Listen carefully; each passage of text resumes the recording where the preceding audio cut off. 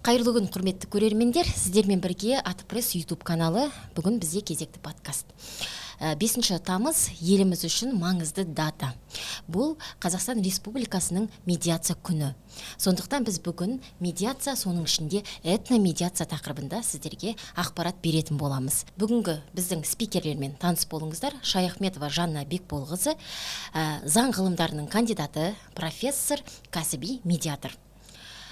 Жармұхамбетова Гүлнафис Ерсайыновна, Атырау облысы этномедиация кеңесінің мүшесі, қоғамдық келісімнің кәсіби этномедиаторы. Қош келдіңіздер, құрметті біздің спикерлер. Жалпы мен сіздерге жолдайтын алғашқы сұрағым, этномедиация дегеніміз не? Этномедиатор дегеніміз кім? Рахмет. Жалпы медиация деген мәселесі бұрын біздерде қозғалған жоқ. Ол 2011 жылғы заң қабылданған болатын. Сол заң негізінде медиация менен белгілі бір істерді қарау тәртібі көрсетілген болатын.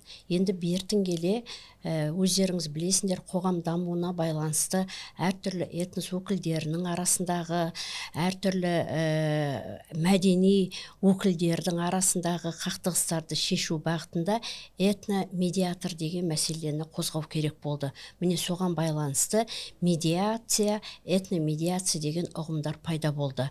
Міне ол белгілі бір нормативті құқықтық актілермен бекітіліп отыр. Ол нормативті құқықтық актілер медиация туралы заң негізінде қаралады, және сонымен қатар ассамблея нормативті құқықтар акті негізінде олар қаралып отырады.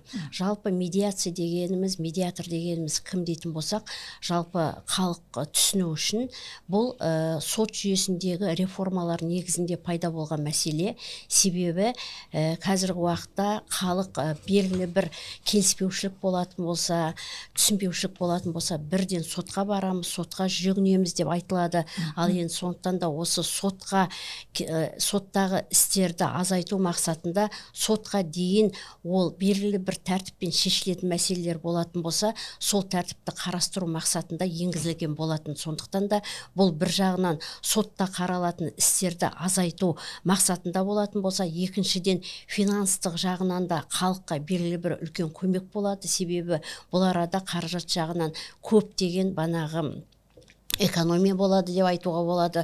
Үшіншіден, қазіргі уақытта адамдар өздерінің құқықтары менен бостандықтарын толықтай біліп, әділетті жолменен, бітімгерлікпенен, өзара келісімменен, өзара тепе-теңдік негізінде белгілі бір істерді шешу бағытында болып табылады. Сондықтан да этномедиатордың негізгі мәселесі екі жақты тепе-теңдік принцип негізінде қарап, олардың өздерінің қойып отырған талаптары негізінде белгілі бір нақты шешімге келу. Міне осыны көздейді. Сондықтан да этномедиатор ол белгілі бір талаптың, не болмаса белгілі бір тараптың мәселесін ғана көздеп қоймайды. Ол екі жақтан келген тараптардың өзара түсінісіп, белгілі бір келісімге келуге негізгі бағыт беретін адам деп айтуымызға болады. Енді бұл арада тағы да мен айта кететін нәрсе, бағыт берген уақытта бұл арада жай ғана бағыт беріп қоймайды. Бұл арада негізінен құқықтық сипатта және заңдық сипатта болуға тиісті. Құқықтық заңдық сипатта деп отырғанымыз, яғни олардың өзара келіспеушілік мәселесі қандай сала бойынша қаралып отыр. Ол айталық тұрмыстық бағытта ма, жанұялық бағытта ма, азаматтық бағытта ма, не болмаса конституциялық нормалармен қаралып отыр ма, не болмаса айталық қылмыстық құқық жағынан қаралып отыр ма, міне оны нақты көрсету керек. Жалпы осындай әртүрлі құқық салалары бар екендігін мысалға тараптар білмеуі мүмкін. Міне осы бағытта қай заңның негізінде қаралу керек, қандай мақсатты көздеп отырғандығын, міне соған дұрыс бағыт беруде этномедиатордың, не болмаса медиатордың еңбегі зор деп айтуға болады. Осы жерде менде бір қана сұрақ туындап тұр. Мәселен, этномедиаторды іздеген адам оны қайдан табады, қайда барып жүгінеді этномедиаторға жолығу үшін, мысалы, иә? Да. Рахмет, Айгерім. Жалпы Қазақстан халқы ассамблеясы туралы заң 2008 жылы 20 қазанда қабылданған болатын. Осы заңға біздерде 2018 жылы өзгертулер енгізілді. Сол заңның Так, 6 бабының 11 тармағында этносаралық қатынастар саласындағы келіспеушіліктер мен дауларды реттеу, қақтығысты жағдайларды болдырмау жөнінде ұсынымдар әзірлеу және практикалық шараларды іске асыру және оларды шешуге қатысу делінген. Бұл жаңағы медиатордың, этномедиатордың жаңағы негізінен заң жүзінде болған шараға қатыса алуы. Екіншіден, қазіргі жағдайда жаңағы сөзіңіз айтусыз, біздерде Қазақстан халқы ассамблеясы Атырау облысы ішкі саясат басқармасының жанынан құрылған қоғамдық келісім коммуналдық мемлекеттік мекемесі бар. Оны қазір Достық үйінде орналасқан. Сол жерде этномедиация орталығы бар. Сол орталықта мен сол жерде отырамын. Сол орталыққа келіп жүгінеді. Сол орталықта егер бұл этнос аралық өкілдерінің ортасында болған жағдай болса, бізге тікелей келіп жүгінуге құқығы бар. Біздердікі сол таңертең 9-дан кешкі 6-ға дейін жұмыс жасаймыз. Түскі үзілісті сағат 1-ден 2:30-ға дейін үзіліс. Бірақ дегенменен қазіргі таңда тек қана мына енді біздің осы жуырда мен осы аудандарда болып келдім. Аудандарда болғанда этномедиация институтын дамыту бағытында қандай жұмыстар атқарылып жатыр, соған кішкене тоқтала кетейін. Этномедиация институтын дамыту мақсатында өздеріңіз білесіздер, осы сәуір айында болған Қазақстан халқы ассамблеясының 34-ші сессиясында мемлекет басшысы нақтырақ, анығырақ сол жерге тоқталып өтті. Этномедиацияға елдесу мен татуласу жобасы арқылы осы этномедиация институтын дамыту. Біздер дамытқанда не істейміз? Біздер оқытамыз.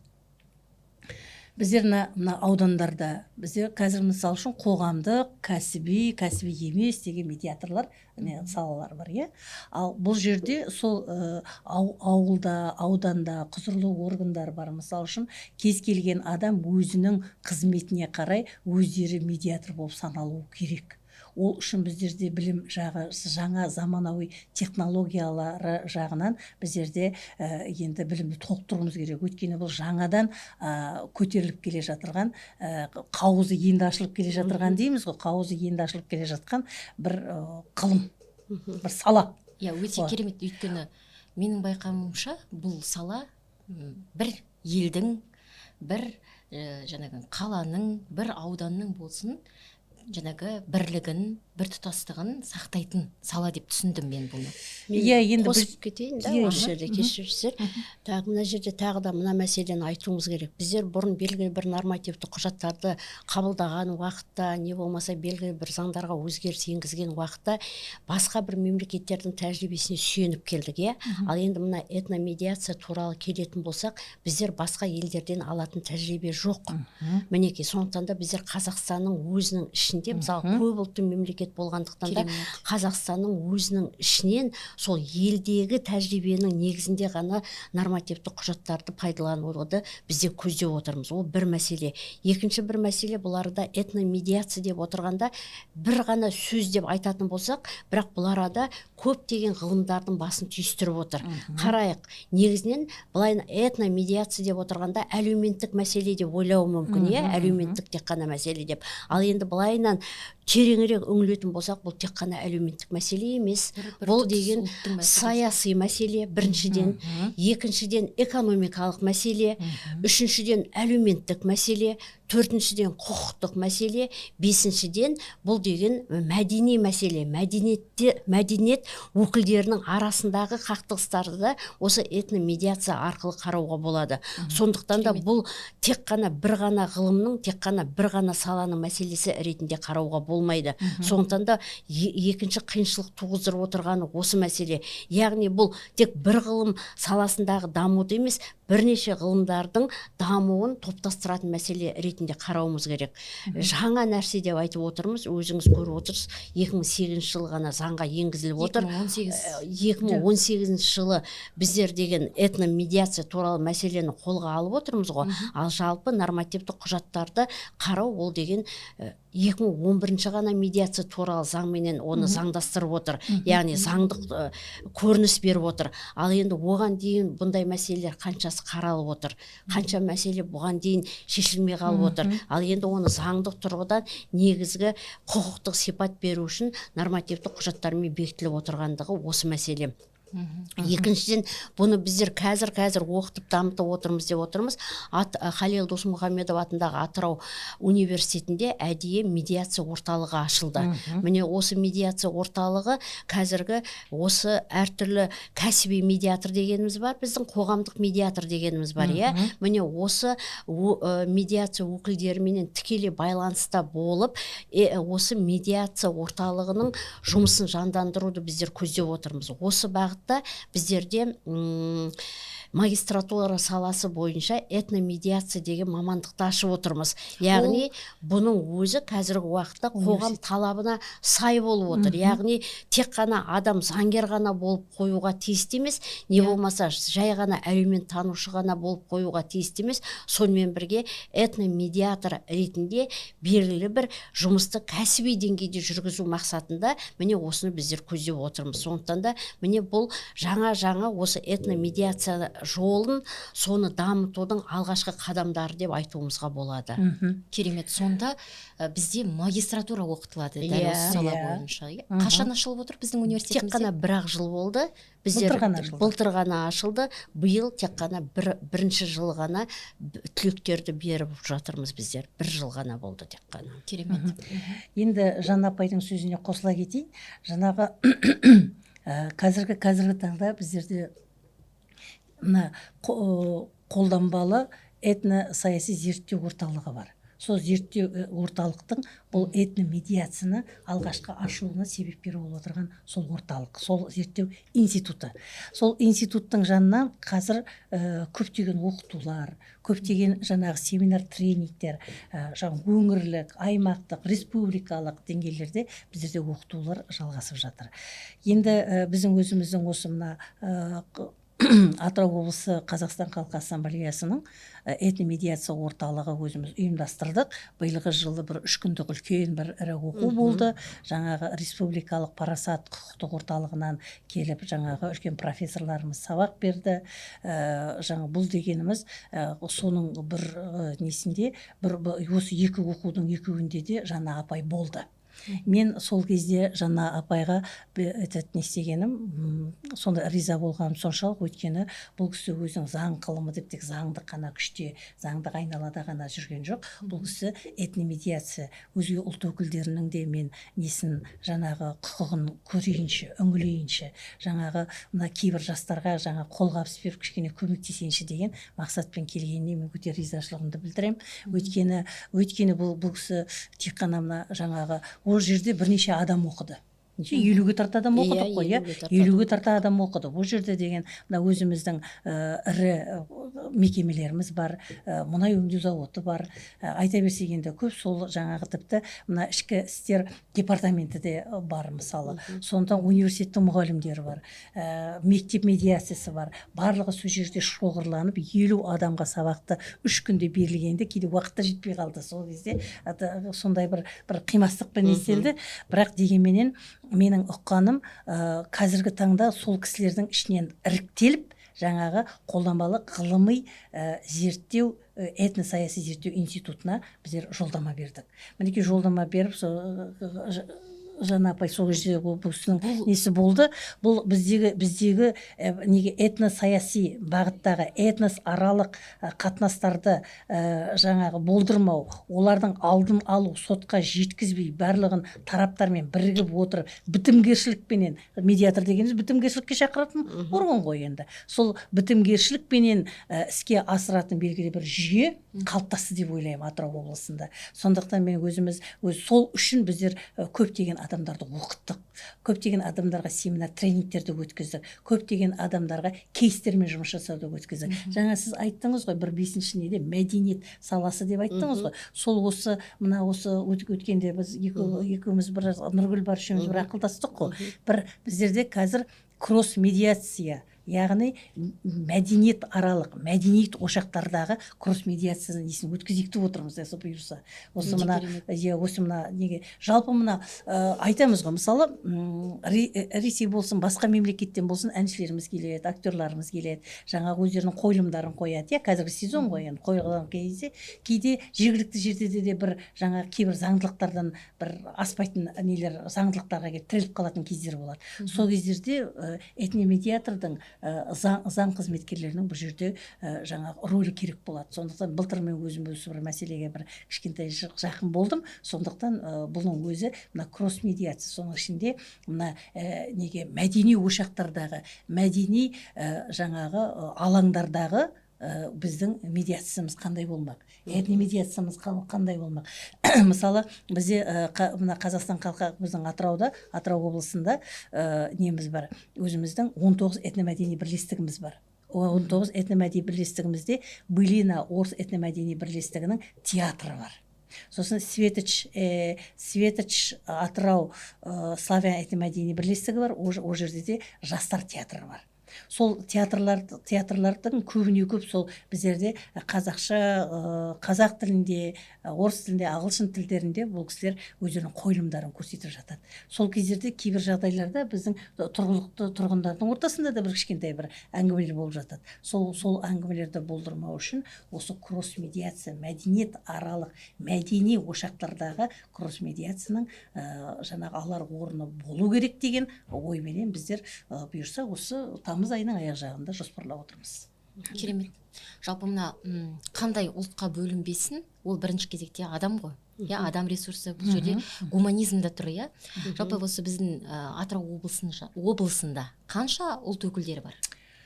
Енді бізде 500-ден аса ұлт өкілі тұрады. Жалпы тіркелген статистика бойынша айтайын, тіркелген 500-ден аса өзге ұлт өкілдері тұрады. Ол кісілердің өздері жаңағы біздерде мен анаумын, мен мынаумын деп ерекшеленіп жатырған жоқ. Бұл жерде қазаны қайнап, шайы бірге қайнатылып кеткен, құдандалы ел болып кеткен, бір-біріменен өте тығыз, кәдімгі бір белгілі бір глобус сияқты ғой, глобус шардың ішіне сыйып кеткен бір әдемі, бір тұтас, бір алуандылығымыз әртүрлі болса да, бір тұтас біздер елге айналып кеттік. Сондықтан біздер бөле алмаймыз ешкімді. Біздер біргеміз барлығымыз. Мысалы қай ұлт болмасын, бәрі де біреуіне қызын беріп отыр, біреуінен келін алып отыр, жаңа құдандалы ел болып бір-біріменен жаңа құйрық бауыр кәдімгі асасқан, кәдімгідей тату тәтті да байланыстырып жатқан, мына салт дәстүрлерді, тарихи мұраны ескере отырып, осындай жаңағы этномедиация жерлерде жұмыс жасап отырады. Бірақ әрбіріміз, мысалы үшеуміз үш ұлттың өкілі болатын болсақ, біздер бұл жерде жаңағы медиациялық тұжырымдамамен жұмыс жасаймыз. Өйткені біздер артық шықпаймыз, артық ешқайда артық әңгіме айтылмайды бұл жерде. Бұл жерде өзіміздің тұрмысымызға, салт дәстүрімізге, тарихи мұраларымызға, жазбаларымызға қандай қатысты нәрселер бар, соның барлығын біздер жаңағы айтып отырамыз. Яғни мысалы үшін Былина этномәдени бірлестігін айта кетейін дегенім. Бұл кісі білесіз, бұрын біздің Атырау үйшіктің сол бұрынғы жаңа тарихын зерттеп келе жатыр. Соның мына бұрынғы өзіміздің мына жергілікті ақын жазушыларымыздың күндерін дәріптейді. Колизей деген кітапхана бар. Мысалы, сол кітапхананың ішінде үнемі сол бір әдеби бір кештер, бір жаңа Абайдың өлеңдерін оқу, оны дәріптеу, оны насихаттау, әрбір ұлт өкілдері сол жерге барып бір белгілі бір мәдени ошақтарын қалыптастырған. Барлық ұлттарда да осындай бір ошақ қалыптасқан деп есептеймін. Өйткені ол кісілердің өздерінің қай-қайсының сөзінде де айтылатыны, біздер ешқашанда бөлінбейміз, бәріміз бір тұтаспыз. Былтырғы жаңағы жағалаудағы болған су тасқынына көмек болды ғой. Сол кезде біздің ассамблеяның, соның ішінде Атырау облысындағы этномәдени бірлестіктердің жаңа бірігіп қол ұшын беріп, сол кезде біздер өзімізді сезіндік дейді ғой. негізі былай кей нелерді айтады. Өзіміз сезіндік, сол кезде біз тұтас халықпыз, ешқашанда біздер мойымаймыз, біз біргеміз деген сөздерінің өздері жаңағы өздерінің жаңағы мына отырған өзінің туған жеріне деген махаббаты, салтына деген құрметі, сыйластығы, сосын тарихи мұраны сақтаудағы бір ерекшелігі болды деп есептеймін. Мысалы, негізі айта берсе әңгіме көп, бірақ дегенменен біздің этномедиацияның алатын рөлі ерекше. Өйткені біздің қазір біздер өзімізге тән этномедиация орталығының кеңес мүшелері бар, төрағасы бар, сосын өзімізге бір белгіленген бір жоспар бар, сол жоспарлармен жұмыс жасаймыз, аудандарға шығып тұрамыз. Аудандардан мен байқағаным, жаңағы мысалы аудандардың көбінде 80 мысалы 100% не түсетін болса, жаңағы талап арыздар түсетін болса, соның 80%-ын біздің ауылдағы ақсақалдарымыз бен аналарымыз, мұғалімдеріміз, кәдімгі қоғамдық медиаторларымыз шешіп отырады екен. Сот мамандарының өздері айтып отыр, бұл деген керемет үрдіс деп дейді. Біз қуанамыз дейді. Егер бұл кісілер болмағанда талай неге шаңырақтар шайқалып ортасына түсер ме кім білсін деп дейді. Осы кісілердің арқасында біздер көп жаңағы шараларды шешіп жатырмыз дейді.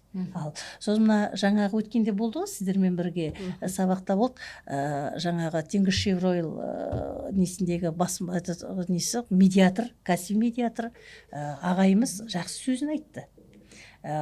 Теңіз алаңында біздерде не бар дейді, өзге ұлт өкілдері өте көп қой дейді, әрбір мемлекеттен келеді ғой дейді. Соларға мына мысалы үшін біздің елдің, Қазақстанның, қазақ елінің, онан қала берді біздің Атырау өңірінің салт дәстүрін, мәдениетін, қандай адамдар ұлылар шыққандығын, кімнің сөзі неге қалай жазылып тұрғандығын, тіпті кейде дастұрдан өтіп бара жатқанда мынау кімнің сөзі деп, бұл кім Зейнолла Қабдолов деген деп сұрайтындар да бар дейді. Мысалы, сол кездерде біз жақсы етіп нақышына келтіріп жауап бергенде олар түртіп алып отырады дейді. Бұл да біздің жаңағы мына этномедиаторлардың, этнос өкілдерінің ортасында жүрген этномедиаторлардың бір жемісті еңбегі деп білемін. Керемет. Жалпы былайынан қарайтын болсақ, кез келген нәрсе ол өзіне өзі туындамайды ғой. Ол банағы белгілі бір қажеттілікке байланысты туындайды.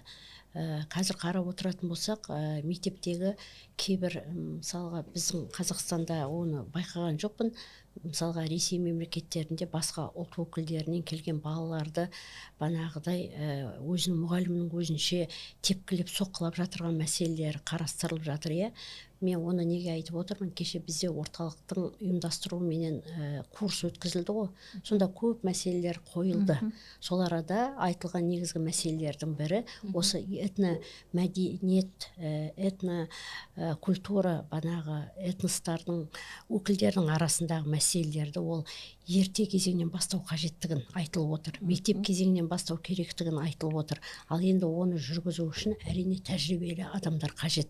Бұл арада балалардың енді ол дамып келе жатырған организм болғандықтан да тәрбие мәселесі педагогика жағынан қарастырылатын болсақ, олардың мінез құлқының қалыптасу психология жағынан қалыптасады. Сондықтан да тек қана бір жақты ғана қарап қоймай, педагогикалық, психологиялық тұрғыдан да балаларды тәрбиелеу арқылы қандай ұлт өкілі болмасын, қандай этнос өкілі болмасын, ол адамды адами тұрғыдан қадірлеу мәселесін қарастыру керек екендігі айтылып отыр мінекей. Сондықтан да мен айтамын, біздің алдымызда әлі үлкен жұмыстар тұр.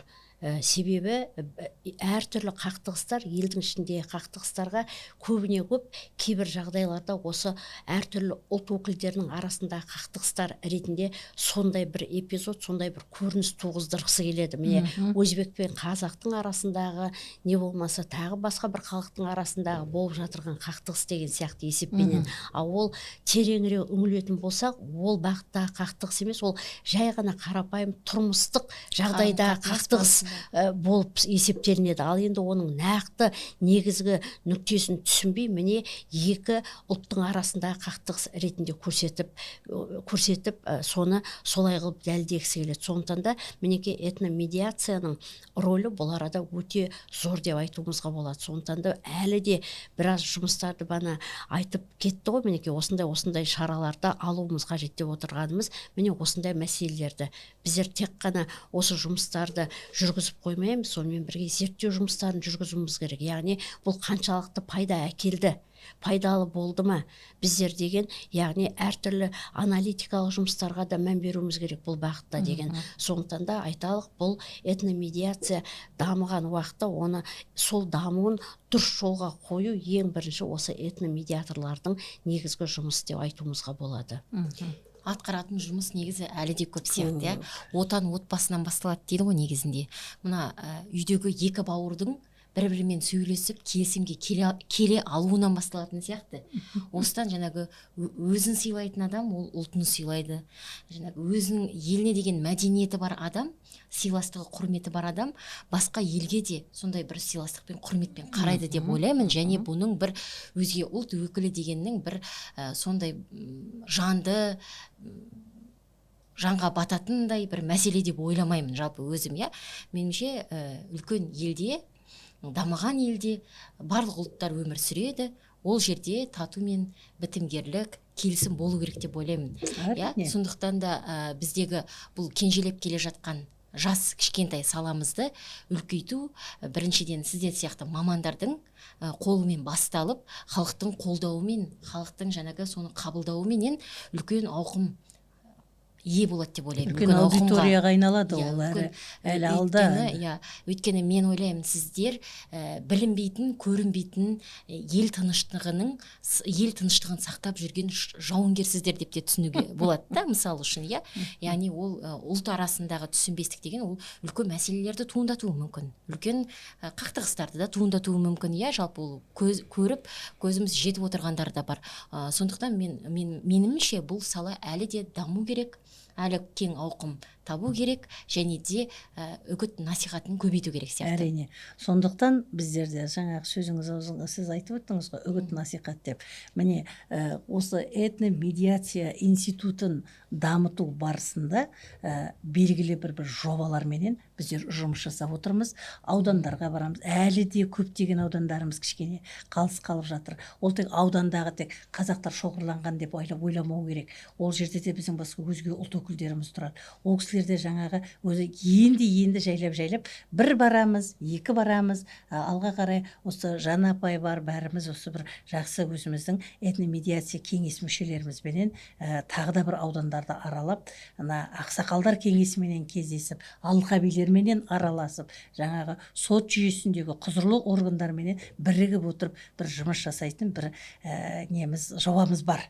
Енді алға қарай осы жылдың аяғына дейін бір осы Қазақстан Халқы Ассамблеясының биыл 30 жылдығы, соған байланысты бір үлкен бір жобаны бір қарастырып отырмыз. Алла бұйырса, ол мәселеде бізде шешімін табады деп ойлаймын. Менде мынандай бір сұрақ туындап тұр. Бізде дегенмен де елімізде өзге ұлт өкілдеріне, әсіресе мына Африка ұлттары болсын, өте алыс ұлттарға сондай бір негативті көзқараспен қарайтын, ұлттық эгоизмге жол беретін адамдар бар әлде. Кездеседі. Енді осындай адамдармен жұмысты қалай жасау керек? Мен айтып кетейін, біздерде енді орталықтың ұйымдастыруымен курс өткізілді ғой. Сол уақытта курсты өткізген уақытта мамандардың айтып отырғаны былай: Қазақстан Республикасының территориясы өте үлкен дейді. Даже мына біздің батыс аймағындағы кейбір мәселелерді біздер оңтүстікке қойған уақытта олар дәл сол күйінде қабылдамайды дейді. Не болмаса оңтүстіктегі кейбір дәстүрлерді біздер батысқа алып келетін болсақ, олар да ол күйінде қабылдамайды дейді. Кейбір жағдайларда түсінбеушілікті былай қойғанның өзінде кейбір уақыттарда қайшылықтар туғызады дейді. Сондықтан да ол жалпылама қазақтардың арасындағы болып жатырған мәселені айтып отыр ол. қазақтардың арасындағы салт дәстүрге байланысты мәселелерді айтып отыр. Міне әр аймақта қазақтардың өздерінің арасында әртүрлі осындай түсінбеушіліктер болып қалады дейді. Ал енді басқа басқа материктен келген ұлттарға деген көзқарас әрине ол басқаша болуы мүмкін. Сондықтан да сондай өкілдер келді екен деп біздер яғни сондай этнос өкілдерінің ұйымын құра беру деген қажеттілігі жоқ. Бана айтып кетті, біздер өзіміздің қазақи салт дәстүрлерімізді дұрыстап ұғындыра білуіміз керек. Соның философиялық тұрғыдан мән мағынасын түсіндіре білуіміз қажет. Қазірге қарап отыратын болсақ, қазақтың әрбір айтылған мақал мәтелі, атқарып жатырған істері, ою өрнектері, дәстүрлері әрқайсысында белгілі бір философиялық ұғым бар екендігі және оны қазір ғылыми тұрғыдан тұжырымдама жасап отырғандығын көрсетіп отыр. Сондықтан да айта кетуіміз қажет, яғни біздің қазақ халқының салт дәстүрінде, әдет ғұрпында, жалпы мәдениетінде негізінен ғылыми тұрғыдан негіз беретін мәселелер бар екендігін көрсете білуіміз қажет. Сондықтан да біздер өзіміз ашыла білуіміз керек, өзіміз көрсете білуіміз керек. Бұл есептерде біздерге айтып жатырғаны банағы мектептердегі әкелер мектебі, аналар мектебі, әжелер мектебін қазір үлкен жолға қойып жатыр біздерде. Міне солар арқылы біздер өзімізді дамытатын болсақ, көрсететін болсақ, қандай ма елдің, қай елдің тіпті басқа материктен келген адамдардікі болатын болса да, олардың арасында ондай қақтығыстар туындайды деп айта алмаймыз.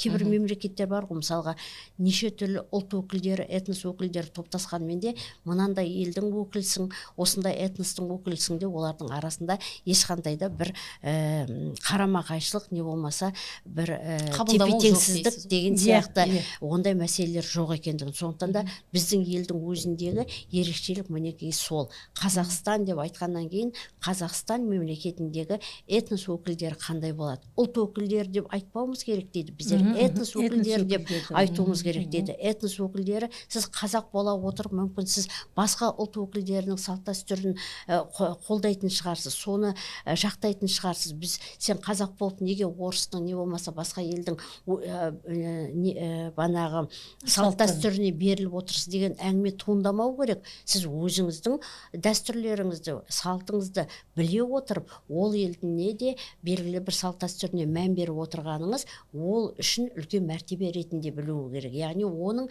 білімі екі этнос өкілдерінің де мәселесі жөнінде үлкен банағы тәжірибесі, ойы, көзқарасы бар екендігін біле білуіміз қажет. Міне біздер осы жағынан тәрбиелей білуіміз қажет. Яғни ол тек қана қазақты ғана танып қоймай, басқа ұлт өкілдерінің де әртүрлі салт дәстүрлерін білу қажет екендігін. Яғни осы жолды білуіміз үшін біз жаңағы әкелер мектебімен, әжелер мектебі, аталар мектебі солармен ақсақалдар кеңесі бар. Осы арқылы әрбір отбасыға әдеп тәрбие беріледі дегеніңіз ғой, солай түсініп отырмын мен. Әрине, себебі бана өзіңіз айтып кеттіңіз, негізінен барлық нәрсе қайдан басталады? Отбасынан басталады. Қазақтың өзінің мақалы бар, ұяда не көрсең, ұшқанда соны ілесің дейді. Яғни ол не нәрсе болмасын, ол тәрбиені дұрыстап беретін болсақ, соны дұрыстап сол бағытында бере алатын болсақ, әрине ол адамдардың арасында белгілі бір басқа бір ұлт өкіліне, этнос өкіліне теріс көзқарас қалыптасады деген ойда бола алмаймыз. Керемет. Жалпы айтып кеткен ғой бізде, өзге тілдің бәрін сүй, өз тіліңді құрметте деген де осы ғой енді. Жалпы астарында құрмет пен сыйластық. Әрине, жаңағы осы бағыттарда да біздерде бір жақсы жұмыстар жасалып жатыр. Егер тарқатып өтсеңіз? Кешегі мысал үшін, кеше осы жуырда Абайдың 180 жылдығы келе жатыр ғой. Сол Абай атамыздың 180 жылдығына орай өзге ұлт өкілдерінің арасында, соның ішінде этнос өкілдерінің арасындағы жаңағы жастардың, жас балалардың, мектеп балаларының арасындағы жаңағы мына Абай атамыздың өлеңдерін нақышына келтіріп оқу, соған қазір байқаулар жарияланып жатыр мысалы. Соны өзге ұлт өкілдерінің балалары жасап жатыр. Сол біздер жаңағы бағыт-бағдар береміз, ол кісілер ары қарай алып кетіп жатыр. Біздерде бір керемет жоба бар, қазақтану деген, Қазақстан халқы ассамблеясының қазақтану деген ең ірі жобасы бар. Сол жобада жаңағы мына этномәдени бірлестік біздің қазақ халқының ұмыт қалған салт дәстүрлерін дәріптеп шығарып жатыр. бұның өзі де үлкен бір бір жаңалық, ерекшелік. Яғни мысалы қарапайым қазақтардың өзінің кейбір ұмытып кеткен ұмытып қалады. дәстүр салттарын еске алып жатыр. Мысалы үшін жаңағы бар ғой әлгі мойын тастар дейміз, ұйқашар дейміз, жаңағы неше түрлі әртүрлі нелер бар. Мысалы үшін құда мен құдағайдың келе жатқандағы бір жақсы салт дәстүр, тұсаукесері бар мысалы үшін. Соны мысалы барлығын түгел жаңағы біздің 19 этномәдени бірлестік әр қайсысы әртүрлі жаңағы жобада келістіріп өздері осы мынаны шығарады. Сосын одан қала берді біздерде енді не бар? Көрісу, амал мерекелерінің ең бірінші бастамасы көрісу, наурыз, жаңа наурыздан аяқталады. Көрісуден басталатын наурыз мерекесіндегі жаңағы 14 не бар ғой, 14 амал бар ғой. Сол 14 амалдың 14-інде осы өзге ұлт өкілдерінің этномәдени бірлестіктер орындап шығады. Мінекей, бұл деген өте бір жаңағы тек бір салада ғана тек дамып келе жатырған жоқ. Біздерде әртүрлі. Одан қала берді, біздерде қазір мемлекет басшымыздың несін енді тұжырымдамасын, жаңағы сессиядағы сөйлеген сөздерін, жолдауларын бәрін түгел жүзеге асыруда біздің Қазақстан халқы ассамблеясының рөлі ерекше. Өйткені ол жерде жаңағы біздер тек қана көп ойлайтын шығар, жаңа достық үйі, я болмаса мына бірлестіктер болған жерде ойын ойнап, ән салып, тамақ ішіп жүгіріп жүреді деп олай емес. Қазіргі таңда үлкен жобалар, саяси жұмыстар, жаңағы әртүрлі кездесулерге қатысамыз, депутаттарменен жұмыс жасаймыз.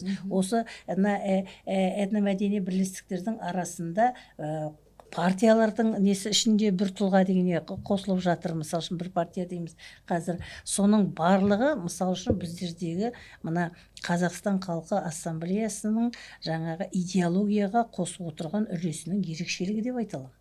Өйткені бұл жерде жаңағы сіз біздікі, біз сіздікі деген әңгіме емес. Бұл жерде тек қатып қалған заңдылық та емес. Бұл жерде біздер өзімізге деген құрмет, өзің отырған жеріне, құшты отқан ауаға деген құрмет, сыйластық, ұлтқа деген құрмет, жаңағы бұлың барлығы жаңағы адал азамат деген Қасым-Жомарт Кемелұлы Тоқаевтың жеке жобасы бар. Сол жоба бойынша адал азамат деген үлкен осы жобаны біздің осы мына Қазақстан халқы ассамблеясындағы ардагерлер кеңесі, жаңағы ақпаратты түсіндіру орталығы, сосын жаңағы біздің өзі этномедиация орталығы, осылай тікелей біздер сол түсіндіру мақсатында жұмыс жасап келе жатырмыз. Бұл да сіздердің үлкен еңбектеріңіз. Өйткені мына жаңағы әмөз біздегі ең ірі мекеменің бірі ғой, енді біздегі мұнай өңдеу зауыты. Сол жерде өзге ұлт өкілдері бар. Сол кісілерменен біздер көктем айында кездесу өткіздік. Мына ішкі істер департаментінде 1 мамыр күні кездесулер өткіздік. Жаңағы біздерде мемлекеттік тілде жақсы еркін сөйлеп өздерінің ойын айта алатын бізде этномәдени бірлестіктер көп. Бір сұрақ қояйыншы осы тұста. Жалпы мына өзге ұлт өкілдері де бізге келеді ғой. Келген кезде де олардың бір ел мәдениетін сақтау, елдің мысалы Қазақстанның заңынан аттамау, сынды талаптарды орындауын сіздер қадағалайсыздар ма? Әрине біздер қадағалаймыз. Ол кісілердің сосын әрбір жасалған жұмыстары әлеуметтік желілер арқылы жарияланып, халықтың кері байланысқа шығатамыз. Енді адам болғандықтан адамның да түрі бар. Өзге жерде айтып кету керек, Қазақстан Республикасы бұл көп ұлтты мемлекет, біртұтас мемлекет дейміз. Біртұтас деп отырғанымыз единый деп аталады. Яғни Қазақстан Республикасы аумағындағы қабылданған заңдар ол Қазақстан аумағының қай жерінде болмасын бірдей, яғни талаптарға жүгінеді, бірдей қызмет атқарады. биыл Қазақстан Республикасы Конституциясының 30 жылдығы. Конституция дегеніміз не береді? Бұл Қазақстан Республикасының мәртебесін көрсетіп отыр. Сонымен бірге Қазақстан Республикасы азаматының құқықтары мен бостандықтарын көрсетіп отыр, нақтылап отыр. Қазақстан Республикасының Конституциясына 30 жыл болғанмен де әлі оның потенциалы жоғары, әлі біраз мәселелер толығыменен өзінің деңгейіне жеткен жоқ. Біздің ел президентінің айтып отырғаны әділетті мемлекет құру, әділетті Қазақстан құру деп отырмыз. Әділетті Қазақстан құру дегеніміз не нәрсе? Әділетті Қазақстан құру деп отырғанымыз осы Қазақстан Республикасы азаматтары өзінің құқықтары мен бостандықтарын толығымен пайдалана білу, және оған мемлекет тарапынан кепіл болу керек. Кепілдік деген мәселе, гарантия деп айтамыз. Сондықтан да мінекей осы мәселені біздер шешуде үлкен жұмыстар атқарып жатырмыз. Міне этномедиацияны қазіргі уақытта жолға қойып жатыр. Қоғамдық талаптарды орындау барысында қоғамдық әртүрлі ұйымдарды қосу мақсатында қазір қолдап отырмыз ба? Мүмкін бұл ертең дами келе белгілі бір құқық саласына айналуы да мүмкін. Нормативті құжаттармен нақтылануы да мүмкін. Сондықтан да біздер айтып отырмыз ғой, ең бірінші біздер адамға адами тұрғыдан қарау керек. Адам дегеніміз кім? Индивид дегеніміз кім? Тұлға дегеніміз кім?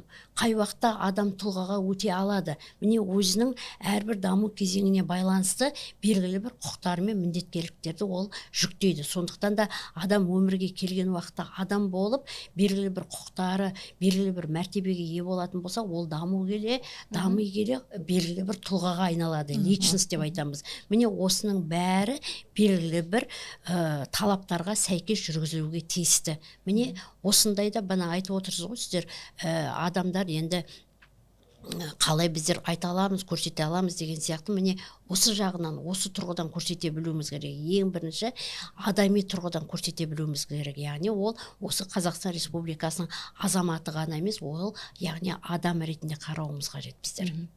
Енді бұл жерде тағы да бір кішкене тереңдетіп жіберсем жаңағы сұрағымды, меніңше маңызды.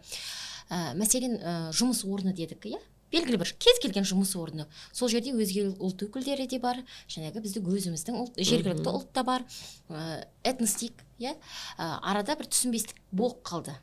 Жаңағы қазақ этносының өкілі осындай бір тәртіптік шараға аласыз ба деп сіздерге жүгіне ала ма? Әрине. Ол жағдайды да қарастырасыздар, және де бір тәртіптік шара, сөйлесу, медиациялық жұмыстарыңызды жүргізесіздер. Солай ғой, иә? Бұл жерде жаңағы біздің кәдімгі 50 сағаттық үлкен кәсіби медиациялық неден өткен мамандар жұмыс жасай алады. Мысалы, мен сол 50 сағаттық неден өттім. Жаңағы жыл сайынғы аккредитация дейміз, солардан да өтіп тұрамыз. Сондықтан кәсіби медиаторларға жүгініп, жаңағы заң қызметкерлерін бірге қасымызға қоса отырып, жағдайдың күрделілігіне байланысты. Егер ол жерде қажет болмайтын болса, өзімізде шешіп, жаңағы ретке келтіріп жібере аламыз. Бұл мәселелер болған жағдай және іске асырылды да. Керемет. Тағы алып қосатындарыңыз болады ма? Енді бана айтып отырсыз ғой, еңбек қызмет саласында, коллективте, ұжымда ондай мәселелер болатын болса, өзіңіз білесіздер, жалпы еңбек заңы бар. Еңбек заңы бойынша белгілі бір мәселелер ол келісімге қатысты жүргізілуге тиісті, еңбек шартына қатысты жүргізілуге тиісті. Бұларда біздер нақтылауымыз қажет. Ол келіспеушілік еңбек шартына қатысты мәселе болып отыр ма? Не болмаса ұлт этнос өкілдеріне қатысты мәселе болып отыр ма? Оны нақтылауымыз қажет. Егер де айталық нақты еңбек шартына қатысты болатын болса, ол Қазақстан Республикасы еңбек кодексіне байланысты мәселелермен сөйлесілуге тиісті. Согласительный комиссия бар, оларда профсоюзный организациялары болады, басқа да бір шаралар арқылы этикалық комиссия болуы мүмкін, кеңестері болуы мүмкін, солар арқылы қаралуға тиісті. Ал егер де айталық ұлтаралық мәселе болатын болса, ол мәселеге тікелей этномедиатор араласа алады. Бана айтып отырмыз ғой, кәсіби этномедиатор ретінде біздер қарай аламыз, не болмаса қоғамдық медиатор ретінде ол мәселелерге араласып, өзінің нақты банағы ойын көрсетіп, қандай шешім қабылдауға, әрекет жасауға болатындығын өзінің, яғни кәсіби көмегін көрсетуге мүмкіншілігі бар. Рахмет. Соңғы сұрағым болсын. Иә, мына біздің этномедиация саласының ауқымын көрсету үшін менде мынандай сұрақ тұр. Бұл қандай мемлекеттік органдарға қарайды? Этномедиация саласы қандай мемлекеттік органдарға қарайды? Бұл дейтін мемлекеттік органдарға не істелмейді. Бұл Қарамайды, бұл этномедиация дегеніміз медиация саласыменен қатар жүреді жұмыстың барлығы, бірақ біздер медиацияның жаңа заңдылықтарменен тікелей жұмыс жасаймыз. Үшіншіден біздерде мына Қазақстан халқы ассамблеясының этномедиация жаңа үлкен орталығы бар. Сол орталық арқылы біздер как филиал, өңірлердегі филиал болады ғой. Сондықтан біздер жаңағы қай заң болмасын, қай заңдылықта болмасын, егер бізге келген талап арыз түсетін болса, мен мүмкін университеттің айналасындағы бір болатын болса, Жан апай шақырам. Я болмаса жаңағы ғылыми саладан болатын болса, ғылыми сарапшыларды шақырам, олар да бар біздерде. Ал қай жерге түседі, қай мекеменің атынан түседі, сол мекеменің жаңағы белгілі бір жаңағы әдіскерін, медиаторын және жаңағы заңгерін шақырып, сол жерде біздер жұмыс атқарамыз. Бұл жерде жаңағы қаталып қалған не жоқ. Бұл деген Қазақстан Республикасының медиация заңының белгілі бір бөлімі. Белгілі бір ана жерде бар ғой, дегенмен бұл заңдылық. Бұл да заңдылық, заң саласы. Заң саласы болып саналады. Өйткені біздер медиация заңына сүйеніп жұмыс жасаймыз. Жалпы медиация саласы ол соны сотқа дейін жеткізбеу жұмысын атқарады ғой негізінде. Сотқа дейінгі жеткізбей дау жанжалдарды шешіп, жаңағы шешілетін болса сөзде шешеді, шешілмейтін болса өзінің заңдылық жолдарыменен сотқа тапсырылады. Керемет. Онда алып қосарларыңыз жоқ болса, бүгінгі подкастымызды түйіндейік. Жалпы өзін өзі құрметтейтін адам ол елін де құрметтейді. Елге құрмет ол маңызды. Себебі кез келген адам тыныш, бейбіт өмір сүргісі келеді. Сол үшін ол өзінің елінде болып жатқан оқиғаларға құрметпен қарау керек. Сондықтан қандай мәдени өзгерістер болса да біздің әр халық оны дұрыс бағалау керек. Өйткені елдің бір тұтастығын ұстайтын ол жалпы халық емес, ол әрбір адам. Солай емес пе, иә? Сондықтан әрбіріміз еліміздің бір тұтастығы менен тыныштығы үшін еңбек етіп, бір-бірімізге құрметпен қарайық. Сіздерге рахмет. Бейбіт күнде кездесе берейік. Рахмет сізге.